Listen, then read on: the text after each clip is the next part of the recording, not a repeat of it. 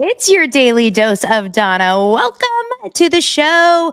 Today is Monday, December 9th. We've officially really entered the last month. I mean, we were there last week, but now we're like really into December, you guys. And I'm feeling it. Okay? I am feeling it. Oh my gosh, I am on voice to text. Do you know how you do that? Like my microphone was on, so this was fully being sent as a text to a girlfriend of mine. Welcome to the show. I hope everyone is doing well. As you guys can see, I'm wearing my and actually it goes this way, high anxiety hat because we're all feeling the high anxiety. The December month, things are getting busy. And my good morning friends and haters, my Emily Simpson sweater, and Todd. Oh my gosh, you guys have to see Todd. Let me move the mic out of the way. Todd is hungover. Todd just came back from the bar mitzvah. He's still hungover from the bat mitzvah. Sorry, the bat mitzvah. He still has his kippah on. He's got his sunglasses today because he's hungover. He has his go to sleep Bravo candle. And he's got his summer should be fun lover boy koozie next to him. So he's really partying it up. I'm trying to make Todd fun because Bronwyn's not doing it. So, well, Bronwyn tries to make Todd fun on her Instagram. I don't know if you guys have noticed that. If you follow Bronwyn on Instagram, she makes Todd seem so fun on Instagram. For some reason, on her Instagram, Todd is the most fun person. But on the show, he just doesn't seem it at all. But on Instagram, he just seems like such a hoot. Anyway, we are going to get into the show. We have so much to talk about. There's like all kinds of things to get into. So let's not even futz around here. Let's get right into it. You guys, welcome. It's your daily dose of Donna and Todd.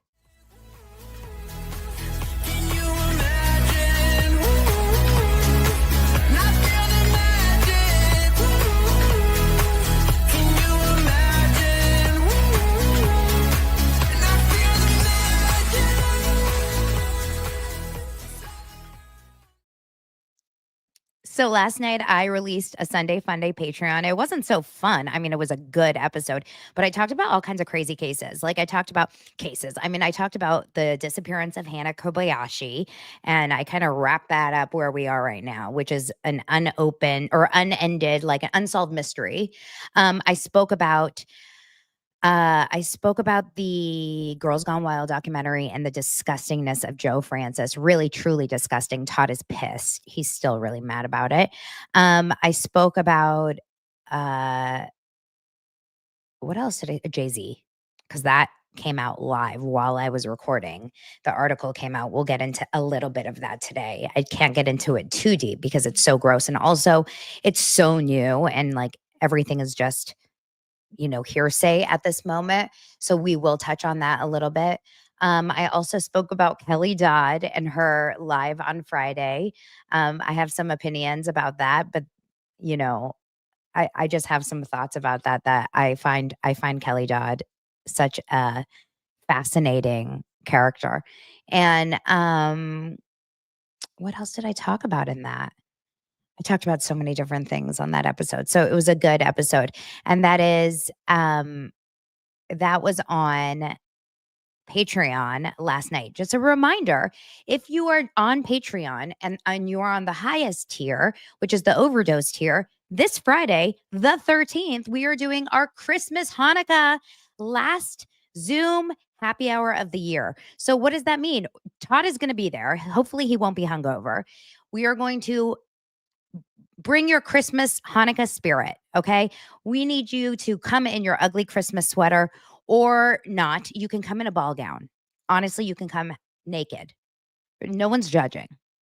Come, have fun, dress up or not, bring a cocktail or don't. We will talk it all. Okay. I want you to bring all your opinions, bring opinions that may or may not get you canceled because we don't record anything. Okay. And we need to see all your faces so that we can trust every single person that is there. It is a no judgment zone. It is the best hour of the month. And it's just, it's tight friends. We've become tight friends and it's really, really fun. So I will be dressed as, yes, either a festive T-Rex or Wendy from Potomac last night, which was a look that is still blowing my mind. We'll get into a little bit of that later. It will be a fun hour. So that's on Patreon. And just a last minute gift idea. If you are on Patreon, you can buy a Patreon membership for a friend. You can buy just a month. You can buy a whole year. There's like gift options on Patreon now. So it's really, really fun. Okay, so let's get into today's episode. Let's start with our micro doses of the day. If there's a lot of them, you guys, there's a lot. Actually, most of today's stories are kind of micro doses, so I don't even know where we start. Let's start with some like little minis, you guys. Golden Globe nominations just got released. Did you see? Did you see? Do you care? I always think Golden Globes are fun. Golden Globes to me are my Super Bowl. They're my Super Bowl of the year because for me, I like to look at the Golden Globes. Why do I love the Golden Globes? Number one, they're film and TV, which is fun. Also, they are the shows where you can drink. And when the celebrities can sit and get drunk at the tables while they're waiting for their categories, I always find it to be unhinged. Let them get drunk and say, silly things when they stand up on stage and bring that on, right? The more unhinged on stage, the better for me. So, nominations. Now, according to Deadline, there's obviously crazy lists of how many nominations, but just to kind of just get into general, the leading of film nominations is a movie called Amelia Perez, which I have not seen, but this is a Selena Gomez movie. It led the film nominations with 10. Have you seen that? Ahead of The Brutalist. Also have not seen that. I'm not a big film girl. I'm more of a TV person. I'm sure you guys are not surprised by that. Led it with 10 over 7. Brutalist had 7 and The Conclave had 6. Also never saw The Conclave. TV nominations were led by The Bear with 5. Only Murders in the Building, also a Selena led show with 4, and Shogun also with 4. Big budget box office hits fared slightly less well than the leading festival movies with Wicked, of course, Wicked, Gladiator 2, and Dune Part 2, scoring 8 nominations among them. So Kate Winslet, Sebastian Stan, Selena Gomez are all double nominees. Steve Martin is nominated for a 4th year as Best Television Actor for Only Murders. I love Steve Martin. You guys know I have a thing for Stevie. I love Steve Martin. It's his 9th career Golden Globes nom, and he's still without a win. Whoa, that's nuts. Steve Martin's been nominated 9 times for a Golden Globe and he's never won. He never won. He better win. He's got to win. Both Selena and Ariana are both competing for best performance by a female actor in a supporting role for a motion picture, obviously for the Amelia Perez and Wicked. I hope Ariana takes it. Not that I don't love Selena, but Ariana was phenomenal in Wicked. It's funny, these are 2 kid stars. This is a Disney and a Nickelodeon kid star up against each other. How wild is that? Of course, there we also have let's see, Denzel Washington is nominated. There's Pamela Anderson is nominated. Nikki Glaser is hosting. That's kind of fun. This is going to be on January 5th, by the way. January 5th is, so I believe it's the first.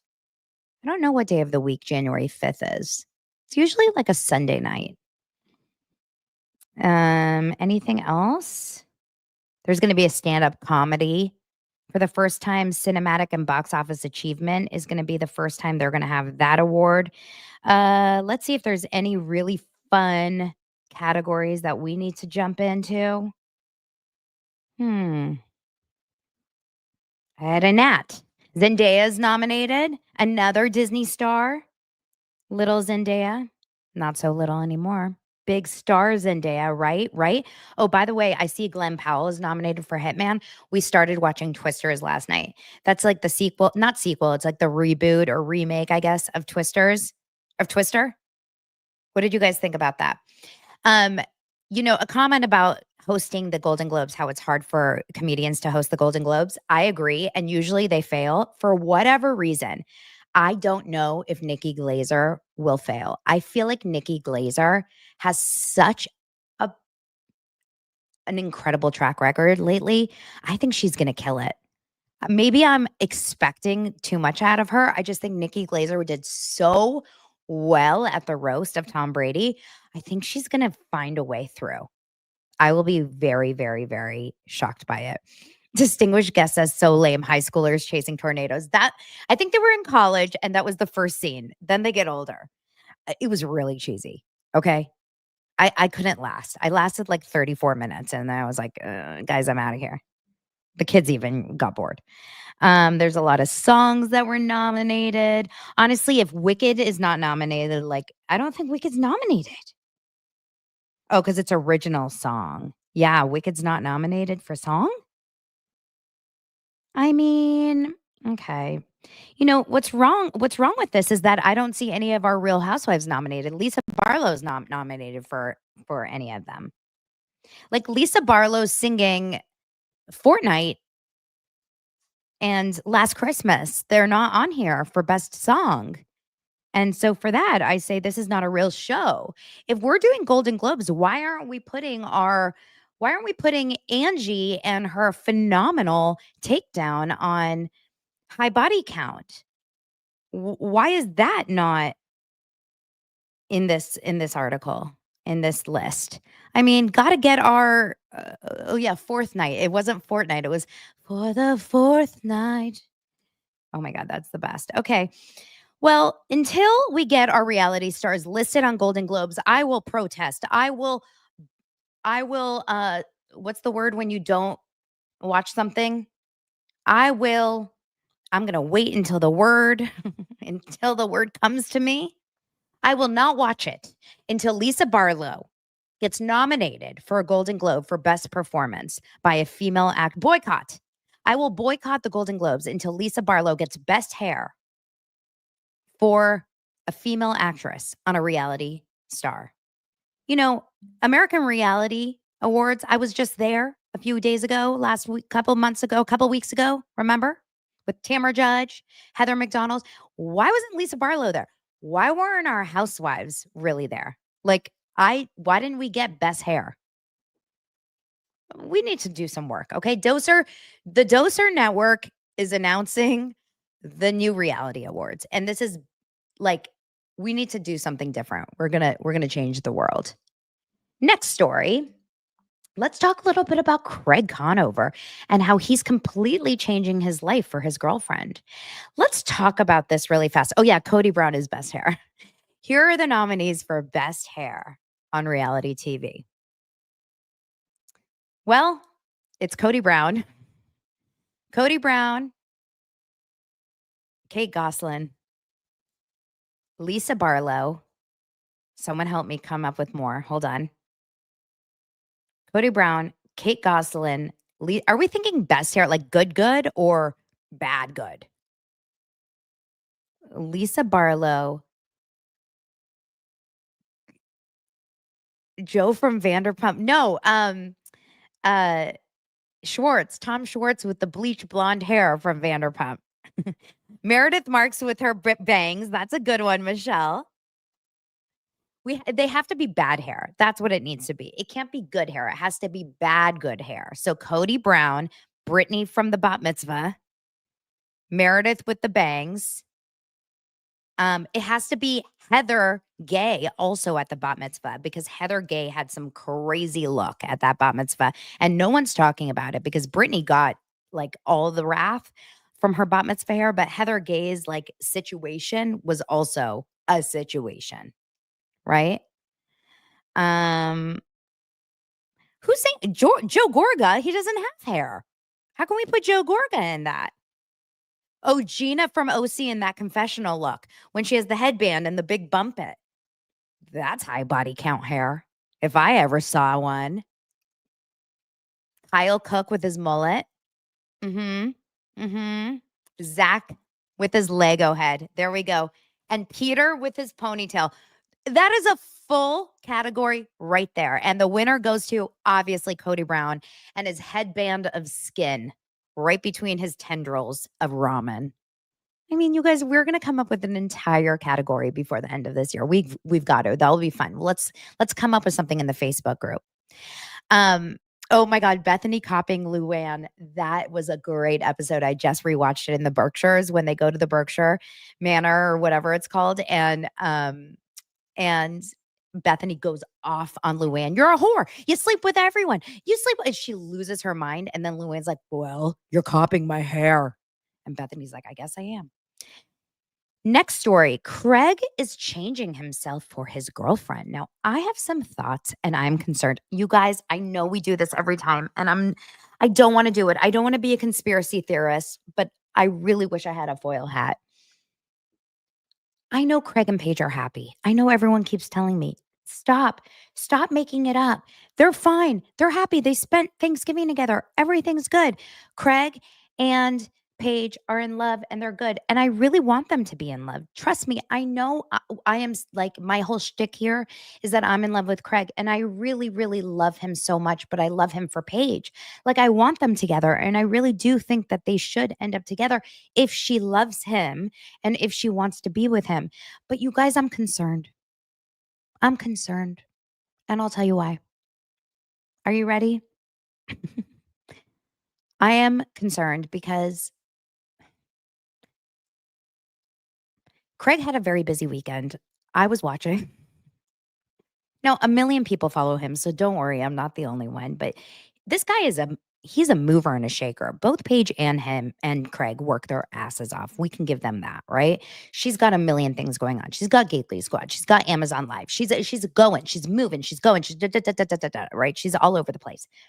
He also is crazy busy. He's got his Sewing Down South. He's got By the Way, which is his new restaurant bar, I believe, with Austin and who knows what else. He's got all his like Southern living, home inspiration, interior magazine stuff. I don't even know what he's doing. He is collaborating with anything and everything right now. He is really, really taking it all on. I think Craig is living the year of yes, and he is constantly saying yes to collaborations.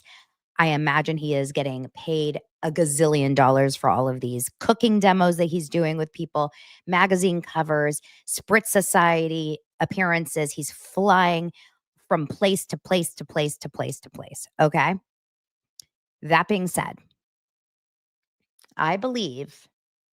So I was watching his stories and he's so cute. He's doing all these appearances and saying hi. And there's something about Craig, and this is going to sound like really weird, but there's something about Craig that when he talks to the camera and just like says like, I'm going to be in Nashville, and he smiles, it's like he's looking into your eyes. And when I say your eyes, it's like not my eyes, your eyes and my eyes, all of our eyes. And he's flirting with us. Do you feel that too? Let's see if I can pull it up right now. He has an amazing way of talking to the camera and flirting with you, with me. He's flirting with us. And he's telling us, like, I like you. And it's the cutest ability he's just so adorable. He's just so freaking adorable. So, like, this is him over, I mean, let's go back. Let's see if I can. This is 23 hours ago. I don't even know if I can pull it. Like, look at all these appearances he's doing, right? I mean, he works his butt off. So he's doing all these, saying hi to people. Everyone's like, saying hi to him, whatever. Okay. So I can't find the one clip of him talking to the camera. Now, here's where I got concerned. And please don't get mad at me. I'm really not trying to be dramatic. I noticed that this was posted 3 days ago. And I really did look. And I'm like, why isn't Paige commenting anything? Nothing. And then I looked in likes. And I'm like, how come I'm not seeing Paige like anything? Nothing. Why isn't she liking his stuff? And I'm like, am I not seeing it? And then I saw this other thing that he posted. Like, okay, because he didn't even post this. He just collaborated on this post. But then he posted this Saturday. And this is like a whole thing of him, right? And I didn't see even a comment from her. And he's working his butt off. He's at Saturday, Sewing Down South, Southern Living Demo, Cooking with Craig, New Restaurant Vibes, holiday season. And it's like, he's literally like working his butt off. And it's his new restaurant. And it's like all these amazing things. Like, I don't know. Maybe I'm reading too much into this. But if this was my husband or my boyfriend, and this was him like showing off this incredible weekend of his, working his butt off, doing all these huge things, really career, like huge career things. And she doesn't even say like congratulations or amazing or I'm so proud of you or like you look great or I wish I was there or like you're amazing. I didn't even see that she liked it. I didn't see that she liked it. I mean, tell me if she did, you guys. But like according to my page, she didn't like it. And I was like, wait, why? And then I thought, okay, maybe she's just busy. She's just busy. She's busy. And then what I did was I just happened to be, on my feed. And Amanda, what's her name? Kyle and Amanda showed up on my feed. And she had posted something this morning. Okay. She posted this post this morning, 3 hours ago. And the first thing I saw was Paige right when she posted, "You're so chic," Paige commented. So like Paige is very much on Instagram. So I thought like, oh, that made me sad. Am I reading too much into it, you guys? Am I reading too into it? Now, maybe I'm being too protective over my Craig. I don't mean to. I'm just like overprotective because when I saw her comment on Amanda, I thought about it. Wait, so she is like present online. Is that bad that I noticed that? Okay. Listen, I don't want them to break up. I want them to be together. But the reason why I'm saying this is because the article that I saw is about the fact that Craig is pulling back his drinking, not because of his health. The article is about the fact that Craig is pulling back his drinking for Paige. This is what the article says. Craig Conover has decided to pull back his drinking for his girlfriend, Paige. Now, if the article, and it's very possible, this is for People magazine, it's very possible that Craig decided for his business, for his health, for his body, for his relationships, for anything. If Craig decided to do any of that for himself, then like by all means, I think that's wonderful. But what worries me is that this article says, according to People, I'm not making this up. People magazine says Craig Conover says he pulled back from drinking to show Paige Sorbo he was husband and father material. That, my friends, makes me feel really concerned that he is changing himself and doing everything he possibly can to show her, look, I'm going to be exactly who you want me to be so that you will finally like tell me that you're ready to be with me and like ready to marry me. You know what I mean? Like, doesn't that make you guys a little bit nervous that he's doing it for her to finally say, okay, now I'll marry you? And like nothing is going to be good enough for her because maybe she just doesn't want to be with him long term at the end of the day. Like that, I just don't like hearing that people change themselves for someone else. I wish he just said, I wanted to change myself for me. I don't think Paige is taking advantage of him by any chance, by the way. This is not a dig on Paige. This just makes me nervous for Craig because I love Paige. I am obsessed with Paige. And I'm obsessed with Craig, and I'm obsessed with Paige and Craig together. I just worry for Craig. I hope that Paige is not leading him on, is my only concern. So basically, the Southern Charm star tells People he wants to be more than just the fun boyfriend and felt he was just filling his time by drinking alcohol, which is all very true. It says that He says he pretty much stopped drinking. Probably once every 2 months, I'll have a drink or two, and that is drastically better than drinking every night or every other night. I'm having fun finding that middle ground, which I think is phenomenal. It's a great choice. He says, I had made a decision months um, before the season started to become more of a husband and father material than just the fun boyfriend. I could see it in Paige's eyes that she saw the person I could be. A lot of the energy I used to put into going out was now being put into my company. So my schedule has increased drastically. I just feel like a regular person now instead of someone that's waiting to film again. I talked to my dad and I was like, well, nothing bad's happening. And he's like, yeah, you're right. You're not blacking out. You're not drinking in excess like that anymore, but nothing good's happening either. You're living a very stagnant life and it's very repetitive. And that was a great point. I always imagine myself doing that like my dad. His dad stopped drinking when he was born. I just didn't realize that you needed to start somewhere. Conover used the Reframe app, which used to help him on his journey towards moderation. I didn't know any better. I was just filling my time. Every activity to me was a drinking activity, and I never knew the world outside of it. That was always my priority, and I found value in other things. It's been a real blessing. Now, Conover puts more energy towards working out, spending quality time with his family, traveling with Paige, and tending to his garden and bees, wholesome activities, um, et cetera, et cetera. I think it's wonderful that he's made those changes, and I think at the end of the day, those are going to be for him, and I really, really hope that is ultimately for him, but the way that this article is wording it is that it's like, it's for her, and I hope that it's not for her and it is for him. Do you know what I'm saying? I have to let my dog out really fast, you guys. Give me a second. Talk amongst yourselves.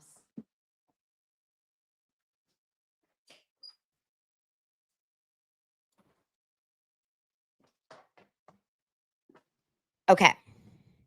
So hopefully that either way, Craig is doing great. Clearly, his businesses are blowing up.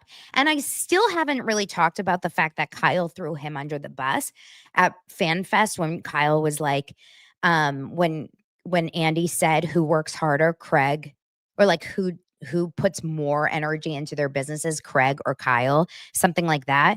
And Kyle said that Craig doesn't actually do more, like isn't as hands-on in his businesses. And I can't get over that Kyle said that because if you look at Loverboy, sorry, I know I have Loverboy right behind me here, but if you look at Loverboy and if you look at Craig's businesses, which is now, I mean, it's Sewing Down South, it's By the Way, it's he has his hands in Sprit Society. He probably is invested in other companies, I would imagine. To me, it looks like it looks like it looks like Craig has so many different businesses going on. And it looks to me like Craig is actually quite successful that he can walk away from his businesses because they're running really well. As you can see, Sewing Down South is quite successful. I mean, I don't know. I've never actually been there, but it looks to me like you guys all enjoy it, right? I mean, from those of you that have ordered from Sewing Down South and when you guys are going to if I go to Charleston, by the way, I've never been and I've always wanted to go to Charleston, but if I go to Charleston, like Sewing Down South is on my list. I would go, I would buy pillows, and also I would 1000% go to By the Way. That restaurant looked really cool in his stories. I don't know. I feel like Loverboy is such a small potatoes compared to what Craig is building, in my opinion. But I don't know how actual business works compared to like, I don't know what's going on behind the scenes in business, but for some reason, I don't think that Kyle has the room to talk. Like Kyle is a DJ and has a liquor brand that I don't think is doing very well, according to Kyle on the show last season. Remember, Kyle was the one that said that he was struggling financially with Loverboy and they weren't making any money. So if Kyle really like loves to knock Craig down, but I can't wait because we know we're going to hear about that on the show. It's going to be talked about. So, oh my gosh. So many of you guys, if you guys live in Charleston, we got to do a meetup in Charleston. I'm going to try to get my family to go to Charleston. Like that would be fun, but maybe not my kids. Like maybe I just go with Lance because I feel like it's going to be a partying weekend. Gotta go with and I gotta go to, like, all the Southern hospitality hotspots. I gotta go with Michael Beck.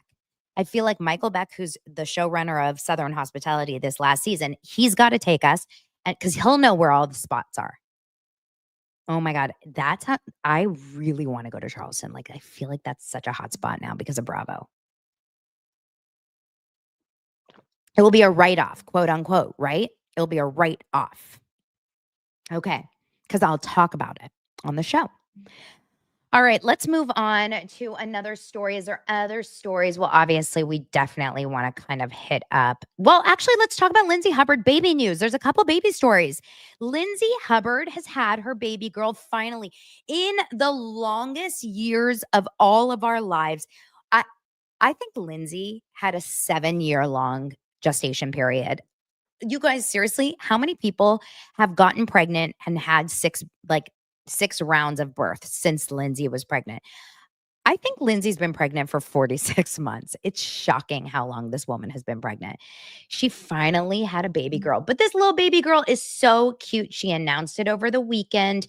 I want to say on Saturday morning, she announced that she and her boyfriend, Turner, welcomed their baby girl named, and I love this name, Gemma.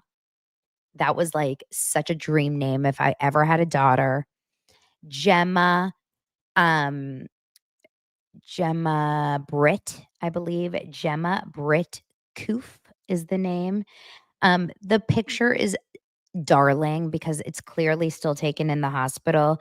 You can see that she's still wearing her little hospital bracelet, and you see the parents' little fingers holding the baby's hand. Oh my god, to see little baby hands are so special. To see those little nails on a little baby is so cute. And I love how she's not wearing, the baby's not wearing just like a little baby blanket or like a little blank onesie. It's a very like floral onesie. Oh my gosh, the picture was very, very, I don't know how to explain it. It was very ethereal to me. It just looked very pretty. Anyway, the little baby, Gemma Britt, we don't know exactly what day she was born, but finally the baby has been born. Everyone seems very healthy, thank God. And the comments were off the chain. Every Summer House, cast member commented excitedly. Doesn't seem like she has really any beef with anyone that she's in the house with, including Paige, Amanda, Sierra, all the guys. Everyone seemed really excited for her. Danielle, bunch of other Bravo stars commented. I don't think Carl commented. That would have been a little weird, but no, Carl didn't comment. Yeah, they didn't show the baby's face. I'm sure they will. I'm sure this girl is getting her people front and center magazine cover, because let's not think that Lindsay's going to turn down a good chunk of change for a college education fund, as she should. And I would. But congratulations, Lindsay, for a safe and healthy pregnancy. And then another girl on the way for Kristen Doute and Luke. Now, when I saw that Kristen Doute is going to have a little girl, I thought to myself, OMG. OMG. And I don't mean to say that, but I just really thought to myself, OMG. Did anyone else think to themselves, oh my God, there's going to be a little girl out there that's going to have Kristen Doute as their mom? Like, it's just a lot. It's just a lot. I can't even imagine. I mean, look, at the end of the day, a boy having Kristen Doute as their mom too is kind of wild.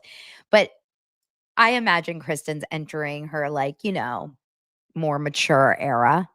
But we were just watching The Valley last season when Kristen wasn't pregnant. And she's still Kristen Doute. Like, at the end of the day, she's still going to always be Kristen Doute. But Stassi definitely mellowed out when she had kids. So I imagine Kristen will as well. But there's always footage. We're always going to have footage of what you've seen from before. And it will be really, really interesting for this girl to grow up and see footage of their parents. I mean, all of these kids growing up and seeing footage of their parents is going to be the craziest experience.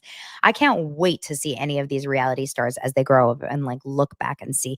It's not really like the Real Housewives kids of like Ali Shapiro's ages. It's more the little kids whose parents were on these wild Vanderpump Rules shows where their parents were beating each other up in bars and spilling drinks on each other, like Jax's kids. You know what I mean? Those kids, what they're going to say when they grow up. I mean, whoa. It's going to be kind of wild. Someone did post the other day that like there's going to be a teacher that's going to have to sit in a parent-teacher conference with Kristen Doute one day. And you know that teacher watched Vanderpump Rules because 100% that kindergarten teacher is going to be like a 30-year-old girl who is in a Facebook group watching Vanderpump Rules. You know what I mean? And she's going to be like, Kristen Doute is a mom in my class. Like, you know that the teachers, the preschool teachers at the little preschool that Sheena and Stassi and, you know, Lala's kids, like Brittany's kids, you know, they all know who these parents are. They're probably like, oh my God. They probably are on Reddit, like submitting all the tea. It's pretty embarrassing. Jersey Shore kids, Kim and Croy's kids, parents and their teachers. Yeah. Oof. It's funny. I was talking at the gym today, and I can't get into detail, of course, but I was talking at the gym today about some celebrity parents who were at some holiday parties with some of my friends this weekend.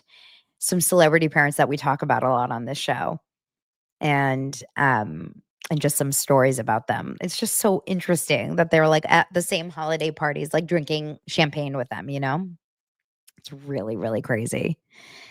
Okay, so let's see what else. Well, we got to get into Jay-Z. Let's talk about it really briefly before we get into last night's TV. Jay-Z, was anyone else just floored beyond belief last night when you saw his name listed? I was.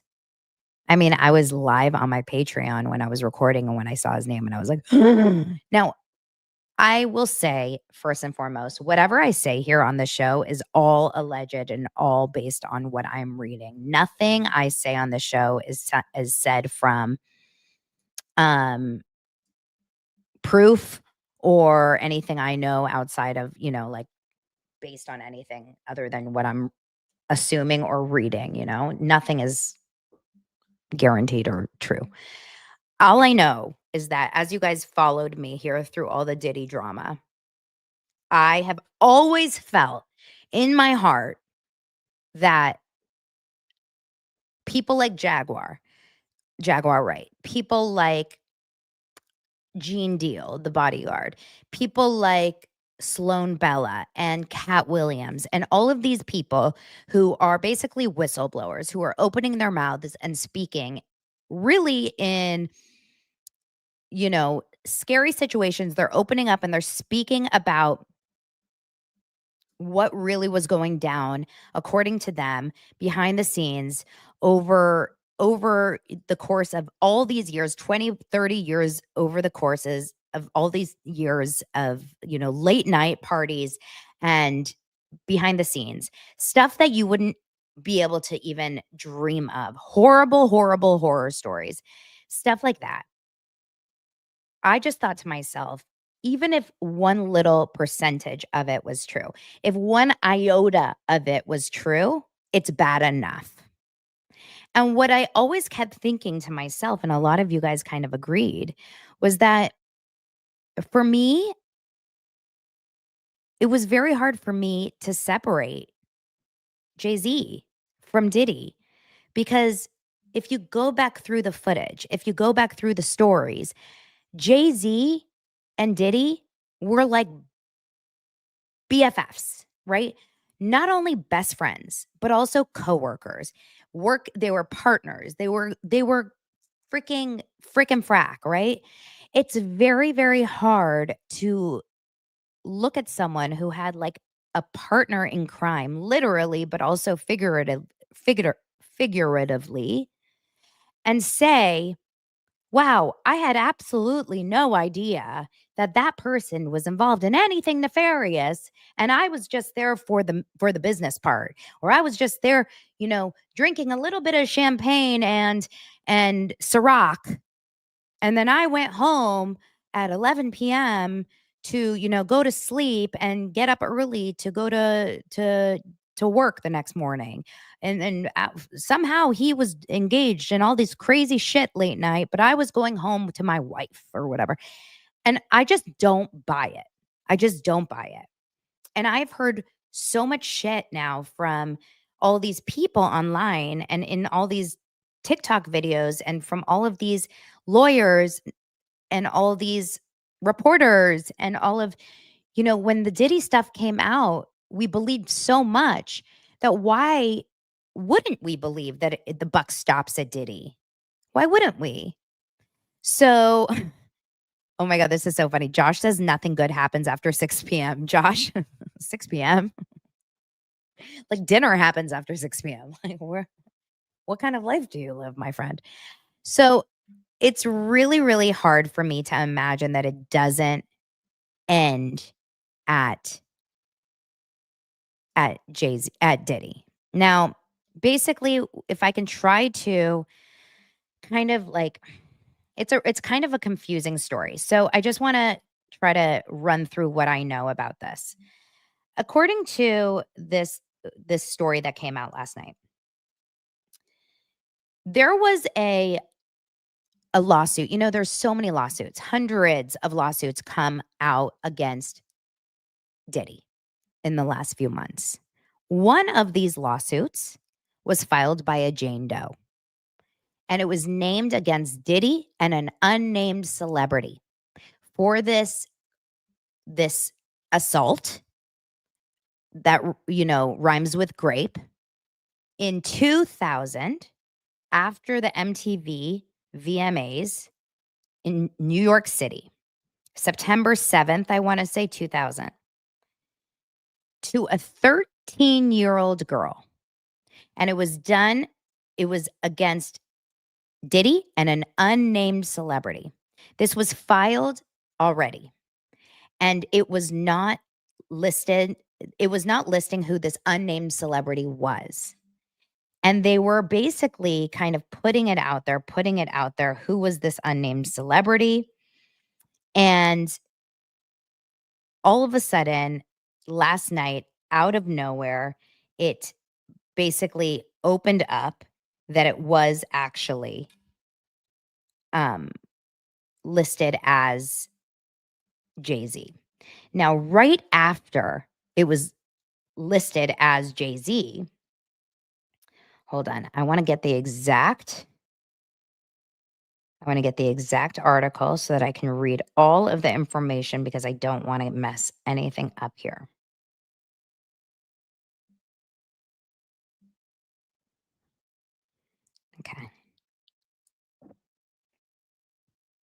Okay, the lawsuit originally filed in New York's Southern District this past October. So it was originally filed in October, was refiled yesterday on Sunday, but now it was filed naming Sean Carter, who is Jay-Z, as a defendant. Jay-Z's 55 years old, you guys. Isn't that wild? The suit alleges that the then teenager, who was called Jane Doe, now she was 13 in 2000, so now she's 37 years old. She's an Alabama resident. In documents, took a drink at a VMA after party in September 2000 that had a reddish yellow mixture that tasted like orange juice, cranberry juice, and something bitter, and began to feel woozy and lightheaded, making her need to lie down. She claimed she laid down in what appeared to be an empty bedroom, and then 3 celebrities she immediately recognized: Sean Combs, Diddy, Jay-Z, and a female celebrity, someone she recognized, who's still unnamed, referred to as Celebrity B, entered the room. Okay? I just want to make sure that I'm not missing anything on the comments here. Then it says, according to this, Combs aggressively approached plaintiff with a crazed look in his eyes, grabbed her, and said, in quotes, "You are ready to party," legal documents read. The accuser said in the lawsuit that Combs threw her towards a wall, leading her to fall, then grabbed her again and threw her on a bed. Obviously, you guys have to remember, we're talking about a 13-year-old. She went on to claim that Jay-Z began stripping her down as she grew more and more disoriented and held her down as he blank her. Okay. While Combs and Celebrity B watched. After Jay-Z finished, he stepped back towards the wall. Combs then stepped forward and then did it. Same thing. While Jay-Z and Celebrity B watched. Okay?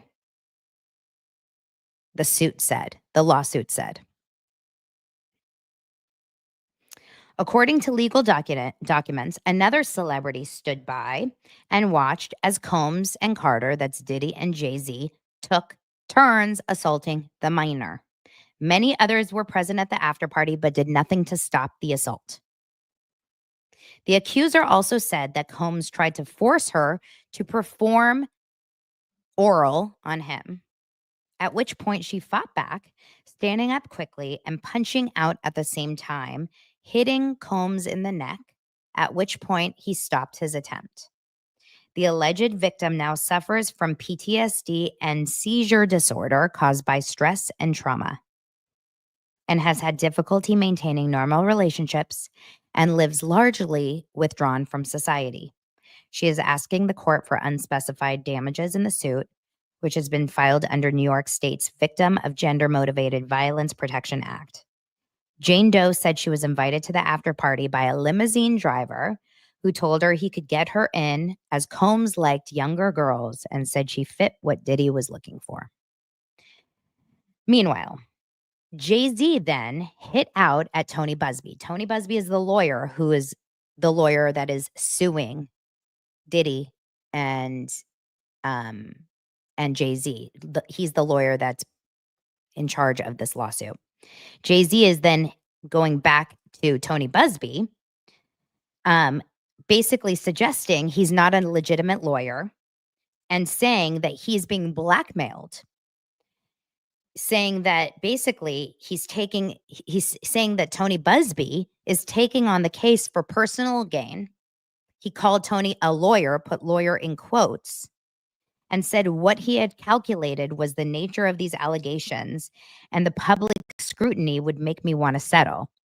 Basically, Jay-Z is saying that he is being blackmailed and being extorted for money. And he's finally saying, you're not getting $1 out of me, which is why my name is coming out here. This is what he said in his words when this lawsuit came out yesterday. He said, "My only heartbreak is for my family. My wife and I will have to sit our children down, one of whom is at the age where her friends will surely see the press and ask questions about the nature of these claims and explain the cruelty and greed of people. It's unfair to have to try to understand inexplicable degrees of malice meant to destroy families and human spirit." He also said, I want to get more of his statement really fast. He said he was the victim of a blackmail attempt. And he really just went off on the attorney. He basically said the attorney was blackmailing him, and it was a huge, I can read it. It's long. He says basically, my lawyer received a blackmail attempt called a demand letter from a lawyer named Tony Busby. What he had calculated was the nature of these allegations and the public scrutiny would make me want to settle. No, sir. It had the opposite effect. It made me want to expose you for the fraud you are in a very public fashion. So no, I will not give you one red penny. These allegations are so heinous in nature that I implore you to file a criminal complaint, not a civil one. Whomever would commit such a crime against a minor should be locked away. Would you not agree? These alleged victims would deserve real justice if that were the case. This lawyer, who I've done a bit of research on, seems to have a pattern with these types of theatrics. I have no idea how you've come to be such a deplorable human, Mr. Busby, but I promise you I've seen your kind many times over. I'm more than prepared to deal with your type. You claim to be a Marine. Marines are known for their valor. You have neither honor nor dignity. You've made a terrible error in judgment thinking that all celebrities are the same. I'm not from your world. I'm a young man who made it out of the project of Brooklyn. He's 55. We don't play these types of games. We have very strict codes of honor. We protect children. You seem to exploit people for personal gain. Only your network of conspiracy theorists, I guess that's me, fake psychics, will believe the idiotic claims you have leveled it against me, that if not for the seriousness surrounding harm to kids would be laughable. I look forward to showing you just how different I am. It really does not seem like the right response to me. Like, when I read that response, I was like, "What?" Now Tony Busby hit back, and he posted a picture of him as a Marine, and he is like, No friend. Like, I am very much a legitimate lawyer, and I am very much a legitimate, you know, uh, attorney." But then now Jay-Z is coming back, and he's saying that the woman who is suing him, this 37-year-old woman, should be forced to reveal her identity instead of pursuing the case anonymously. Tell me if this makes sense. Jay-Z's attorney, Alex Spiro, this is the same attorney that he's Alec Baldwin's attorney. He is Eric Adams' attorney, the mayor of New York, for all that fraud. And now he's Jay-Z's attorney. He's like a lot of kind of problematic people's attorneys.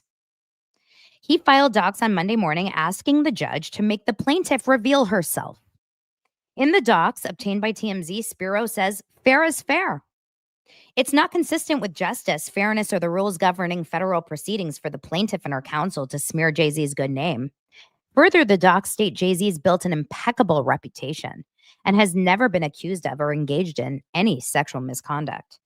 As we reported, the Jane Doe accuser first sued Diddy in October, alleging he and another unnamed celeb had blanked her at a VMA party when she was just 13. Then on Sunday, whatever, we just spoke about that. In the new docs, Jay says he refused to give in to the extortionate demands, et cetera, et cetera. But he says that he basically says if the judge won't force the accuser to reveal her identity, he wants the judge to dismiss the case. Does anyone think that is so effed up? Like,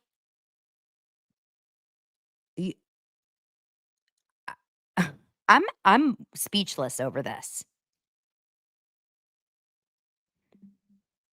You want a 37-year-old woman who has allegedly been living for 20 years, 25 years with the horror of being, I mean, I get it.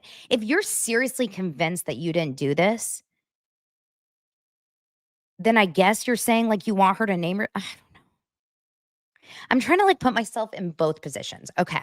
Let's try to put ourselves in both shoes. You are convinced 1000% that you did not do this. You're Jay-Z and you're like, I mean, you know how some people lie to themselves so much that just say he did it, but he's like told himself he didn't. Or just say he never did it. And you're like, I didn't do this. That you're like, this person is a liar. I don't know. This feels really wrong to make someone that is potentially a victim of such a heinous, horrible crime have to put themselves out there in a public nature and think about how many horrible things will come her way if she outs herself right now. All I know is like I just from posting that picture on my stories, all I did was just take a picture. I just screenshot a Daily Mail article. Okay. I just screenshot the picture. I posted it on my feed and I just said, something like, wow, name them. Like, it's about damn time, name them, something like that. The amount of horrible comments I got and DMs I got, all I did was just post a picture. People are very, very protective over Jay-Z and Beyonce. Somehow, people are very like, it's different than Diddy. Somehow, people are very protective over Jay-Z and Beyonce, and they don't want to even fathom that Jay-Z and Beyonce could potentially be involved with anything nefarious. For some reason, Diddy felt easier to believe.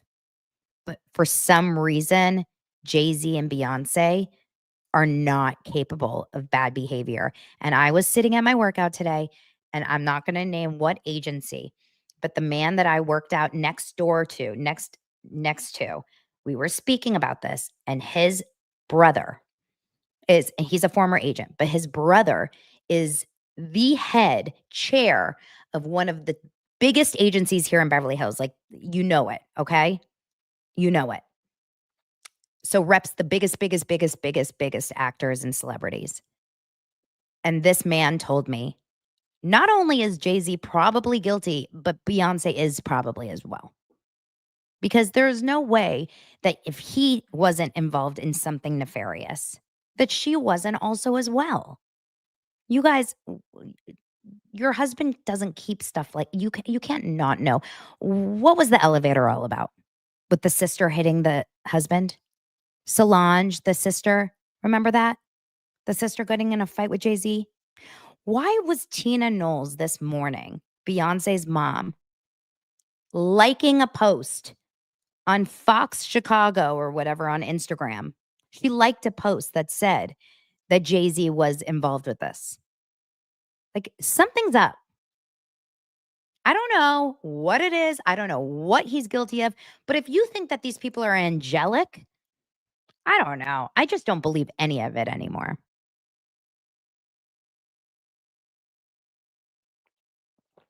So, but remember, thank you, Beyonce. Thank you, Beyonce. Thank you, Beyonce, for my high anxiety.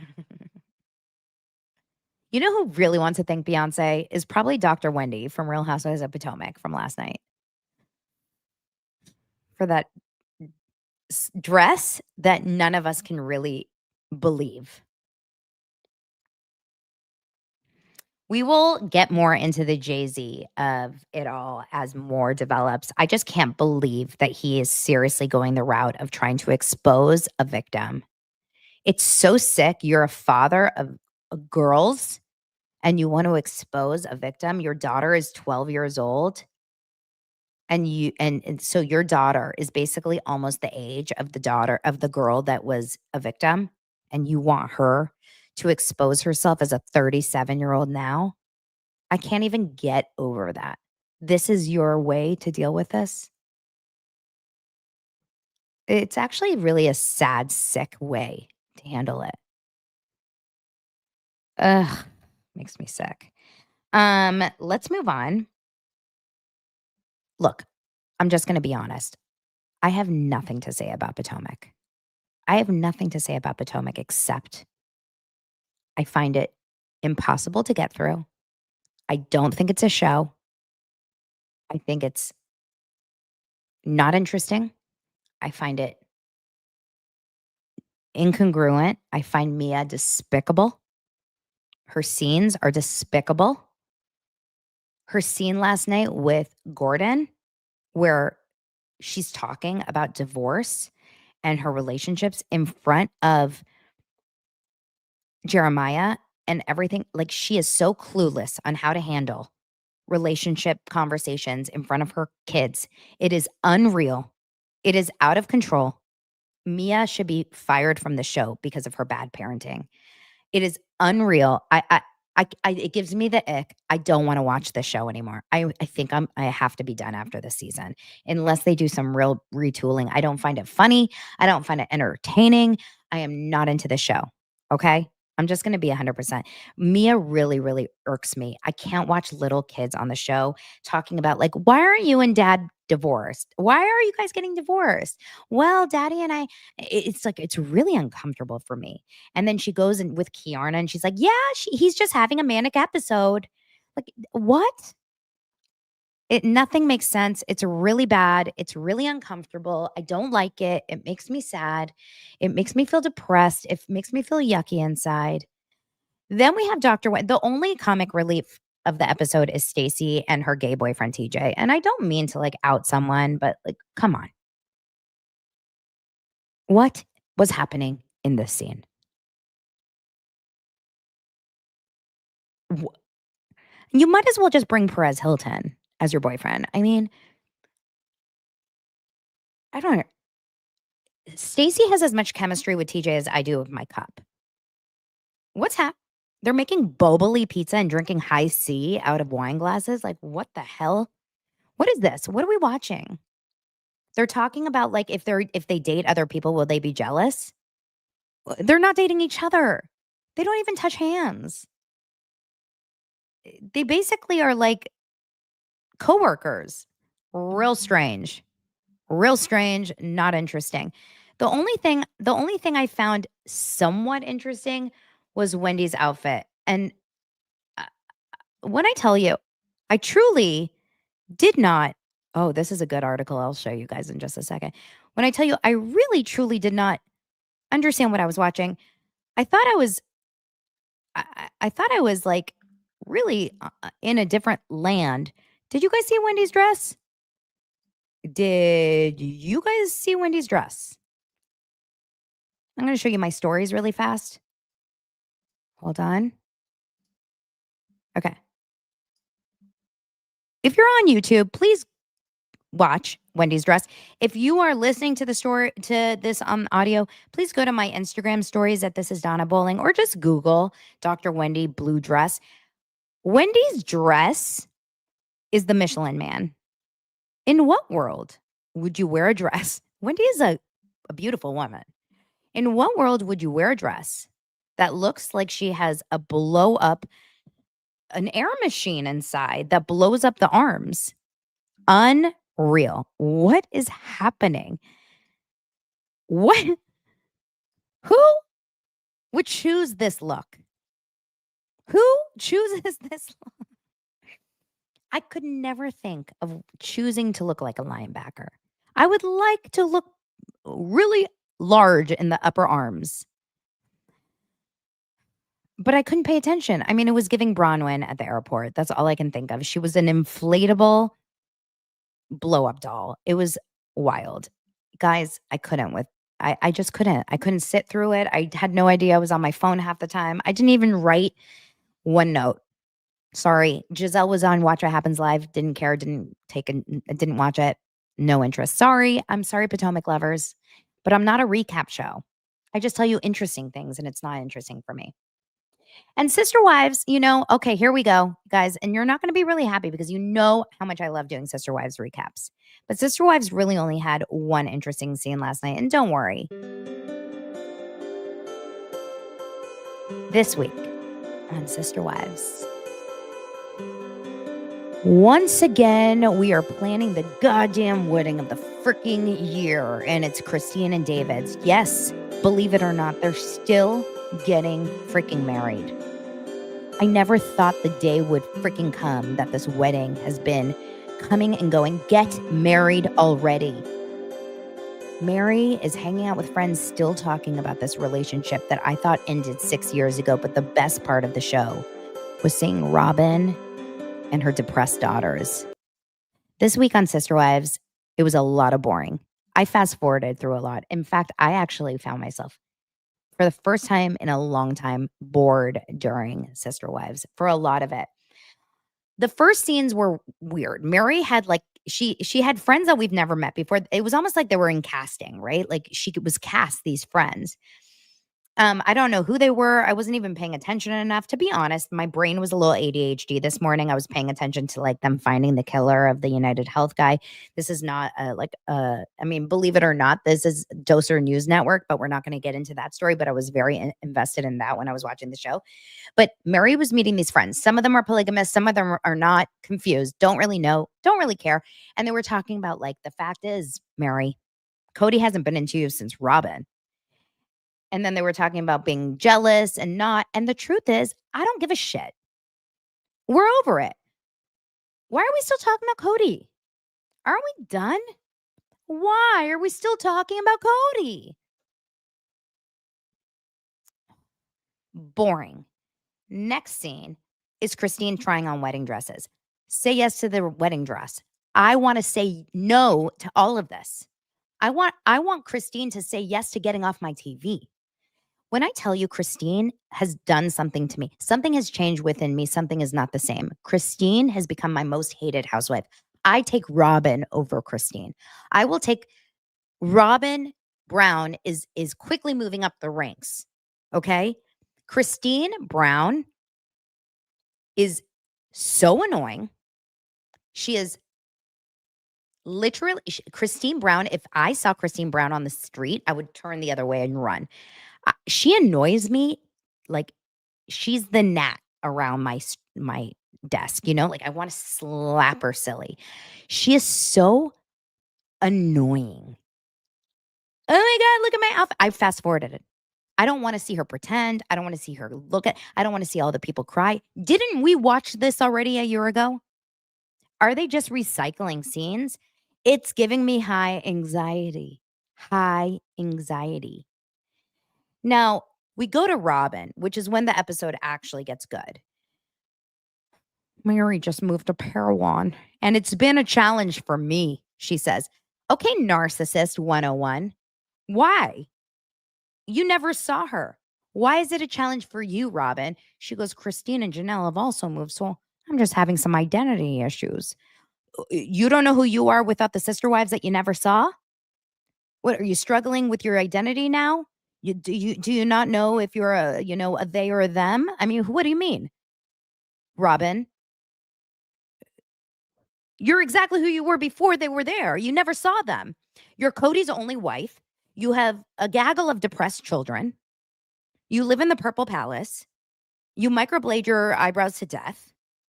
Your mouth only knows how to go downwards. What do you mean you don't know what your life is? She goes, I don't know where my future is. It's disappeared. I've been thinking about that a lot. Now she has a sit down with what can only be described with like the most depressed trio on TV. Now, we're going to add this category for the reality awards. The most depressed reality stars on TV. And the category wins. The award goes to Robin, Brianna, and Aurora Brown. And I don't know if their last name is really Brown, but we're going to make them all Browns.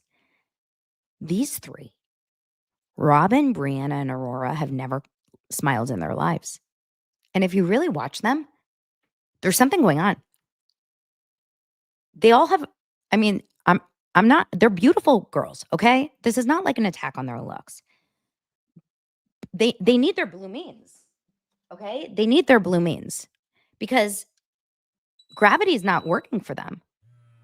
They need to start pushing things up. They're frowning. They need to start pushing up. Bluemean.com/Daily Dose of Donna. Get $200 off. Okay? Oh my God, they're so depressed. They're so, Mom, I want to join a church because I think I want to start to date, but I only want to date men like me. And I don't think I can find men like me in the schools that we go to. I only think I want to find men like us in a church. Okay, echo chamber. Brianna and Aurora are going to be horrendous when they start dating. Ooh, what's going to happen? Can you just imagine them on their first date? Okay. So, what's your favorite color? The guy's going to say yellow. Oh, it's not purple. Oh, I think we're going to have to break up. You're not like me. Oh, gotta go. What the fuck? They're scared. They're scared puppies. Robin has raised her children to be scared of the outside world. They're scared of life. They're scared of COVID. They're scared of people. They're scared of anything that's not like them. I mean, seriously, like I'm concerned about them. I'm truly concerned about Brianna and Aurora. They also have name. They all sound like Sleeping Beauty names. They all sound like Disney characters, right? Aurelia, Aurora, what's it? Areola, Nipple, and Solomon. They're going to be so scared.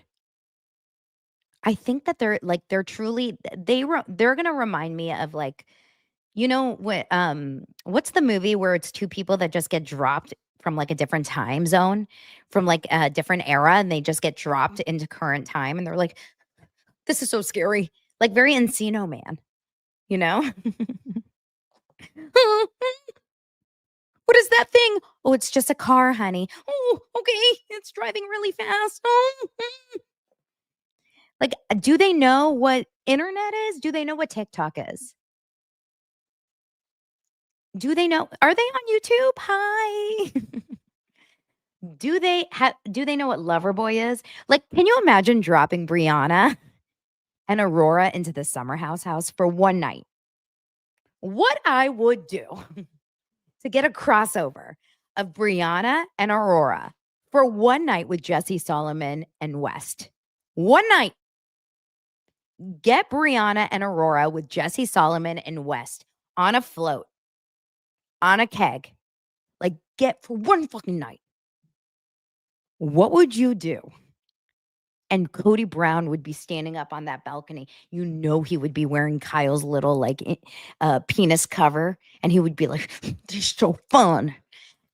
Cody Brown would be rocking his socks off at that summer house. He would love every second of it. And Robin Brown would be like hysterically crying at the gate. Oh, where are we? I would do anything. I would do anything to watch it. Next. I mean, seriously, would it not be the best thing if we did a Bravo TLC crossover? Or like put Paige and Sierra in Sister Wives. Like bring them to Flagstaff. Bring Paige to Robin's house. Please. Please. Get Paige to Parowan. Please. Okay, finally, we do a cake tasting. And I can't believe they left us at the cake tasting, where all I know is that what's her name, Christine cares about is like, we don't do fondant. Really? That's where we're drawing the line? No fondant?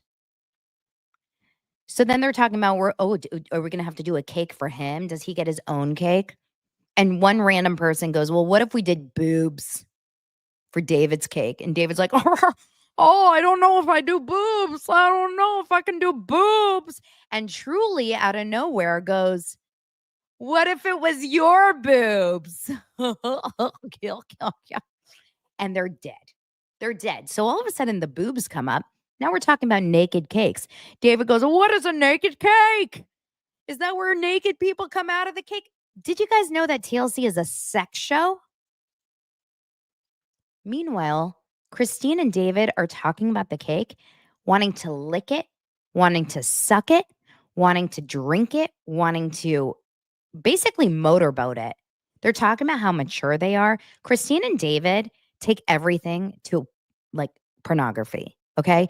I'm sorry. They make me so uncomfortable. If you guys think I'm inappropriate, go to dame.com and use code Daily Dose of Donna for a percentage off if you watch Christine and David and it gets you in the mood. They need dame.com. Okay, because Christine and David are disgusting. I'm sorry, I'm just going to put it out there. They're disgusting. They're sexually inappropriate.